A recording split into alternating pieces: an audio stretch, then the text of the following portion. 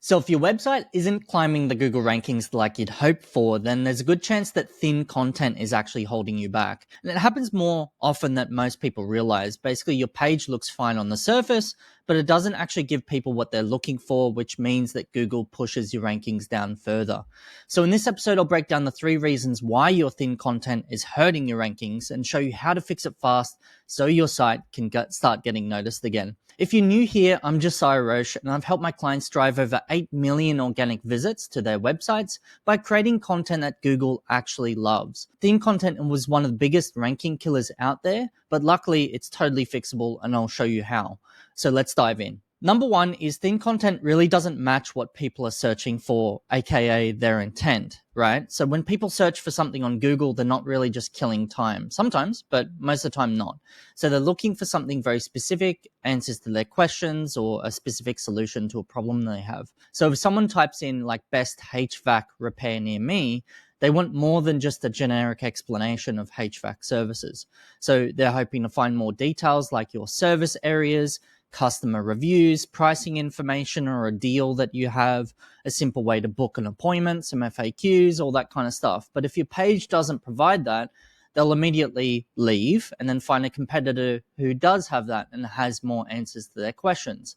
And that quick exit signals to Google that your page really didn't deliver, which can hurt your rankings over time. It's all about just matching the search intent, right? So if someone searches how long does Botox last, they're not looking for a vague response like it varies, right? They want a clear breakdown.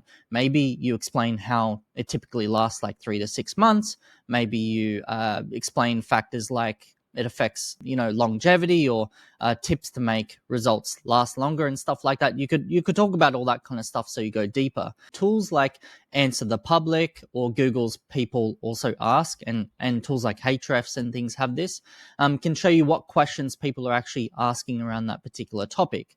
And you can use these to create content that gives readers exactly what they're expecting to read on a page around their search query. Staying longer sends positive signals to Google, helping your site rank higher, which is called engagement rate or time on page. So instead of skimming the surface for a particular page or blog post, you can aim to answer every possible question someone might have about that particular thing. So you're being as helpful as you genuinely can. So number 2 is it doesn't have enough depth to build trust or authority. And so Google rewards sites that demonstrate like expertise and authority. They came out with that new EEAT system. And so if your content only scratches the surface on a particular thing, it's going to struggle to rank you, higher on the search results. So if you imagine landing on a lawyer's website, because you need help with like estate planning, if their page has one paragraph saying estate planning is important for everyone or whatever, like all this bullshit, and doesn't really answer like what you're coming there for, then you'd probably just leave and look for someone else who dives into things like the wills and trusts and tax implications and common mistakes to avoid and all this kind of stuff, because it makes them look more trustworthy than what's on your page, which is just like one paragraph, right? So shallow within content just like really frustrates people and also fails to convince Google that you're an expert worth ranking, right?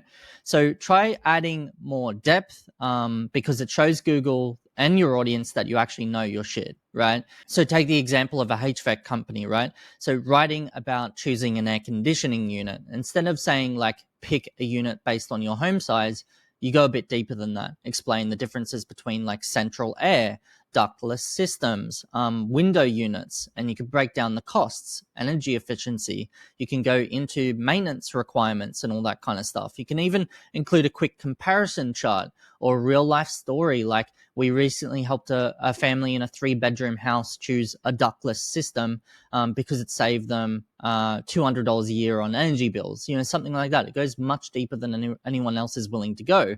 Tools like ChatGPT can really help you brainstorm ideas, but make sure you're always reviewing it really carefully and make sure that you change the output of what it comes out with to reflect your expertise and unique voice, right? Depth isn't just like writing more words and content. It's about being genuinely helpful, no matter if it's a landing page to sell stuff or a blog post to help people get answers to questions, right? So number 3 is it's hard to read and doesn't really help people stay engaged. So even the best information won't stick if it's presented poorly, right? So big walls of text, technical jargon or overly formal language can really overwhelm people, especially when they're reading, and it causes them to leave before they've even made it halfway through your page. And when that happens, Google assumes that your content isn't engaging and your rankings take a big hit from that, right? Because your engagement rate is low and your time on page is low. So if you think about a dentist writing a guide on teeth whitening, so if the page is filled with like dense paragraphs full of clinical terms, most people just click away because it's like too dense, right? So instead, focus on making it really easy to skim. So break things up with short sentences, bullet points, subheadings like in-office whitening versus at-home kits, like make it super easy for people to skim the content before they decide to commit to reading the full content in its full context.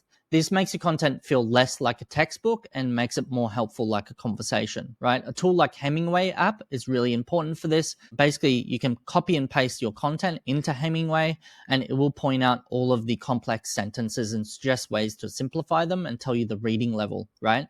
So visual things also play a big part in engagement, like adding photos, charts, short videos. All of these make your content way more readable.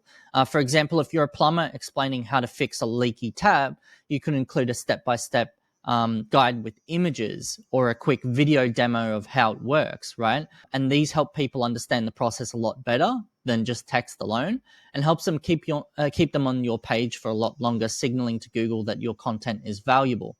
So psychological triggers can also make your content more engaging. So one effective technique is the curiosity gap, right? So if you're writing about solving a problem, hint at the solution early on without fully revealing it, right? So for example, you might start with most teeth whitening kits fail for one surprising reason.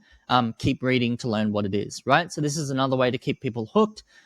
You can also connect with them emotionally by addressing common frustrations directly. So we know how frustrating it is when a plumbing issue, disrupts your day, or, it's 2 a.m. in the morning and or you're having a party and it's just the worst possible thing that could possibly happen to you right now.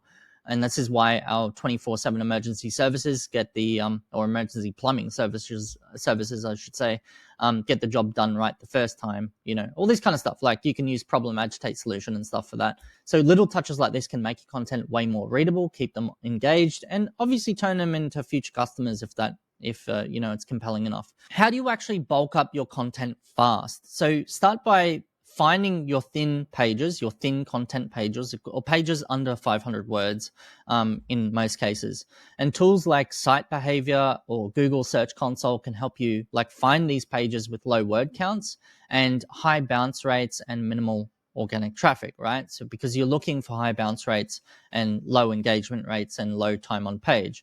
So once you find these pages, you can then prioritize these for quick wins. So look at your competitors who rank well for similar topics as well. See what they're doing that you're not doing for those pages or those particular keywords. What questions are they answering that you're not answering for that particular page? What visuals are they adding and charts they're adding that you're not adding? What testimonials are they adding that you're not adding? All this kind of stuff. Just get ideas, but don't copy them verbatim. Just use these as inspiration, right? So your goal is really to create something even better than what they have, to beat everyone, to be world class. For example, if they have a blog post that has an FAQ section, yours could include both an FAQ section and also a downloadable list or a cheat sheet or a short video explainer as well, right? Be better than what they've got. You could also add related terms, also known as LSI keywords, and these can help bulk up your content naturally. So let's say you're writing about cosmetic injectables. Instead of just repeating Botox over and over and over and over, like keyword stuffing, you could weave in terms like dermal fillers or anti-wrinkle treatments or non-surgical facial rejuvenation and things like that. And tools like Surfer SEO or Neuron Writer can really help you find these terms so that you can expand your content while keeping it super relevant. And then, of course, visuals. If you're writing about HVAC maintenance, for example, include a diagram of a typical system or a video showing how to clean filters. Just simple stuff. For a med spa, you might have before and after photos that can be really incredibly compelling, so that you're making your content way more engaging, encouraging visitors to spend more time on your page, really. So why is fixing thin content worth it, right? Why even bother? So it's not really just about climbing Google's rankings. It's about making it a better experience for people on your website so that eventually one of them turns into a customer one day because they thought of you. So when people find really detailed, helpful information on your website, they're more likely to stay a lot longer, explore other pages like commercial pages, trust you enough to take the next step, whether or not that's booking a service or making a purchase, etc. So it's kind of like a win-win. You're helping them. There's law of reciprocity kicking in. There's all sorts of things at play. And higher rankings in this case, because Google will reward you for doing this as well, it means more visibility, which means more traffic, which means more sales opportunities, which means more conversions, right? And when people engage with your content, Google takes notice, and it's like a cycle. So better content leads to better rankings, which brings in more traffic, which then reinforces your rankings even further, right? So it's a win-win-win-win-win. So start bulking up those pages with value-packed information and don't overthink it. Just aim to be genuinely as helpful as you can and think about all the things you would love to see on a page like that, objectively speaking, as if you're the customer, you're the visitor. So thanks for hanging out with me today. If you've got any questions or want to share your thoughts on thin content pages, drop them in the comments below. And don't forget to subscribe. I'll see you in the next episode. Cheers.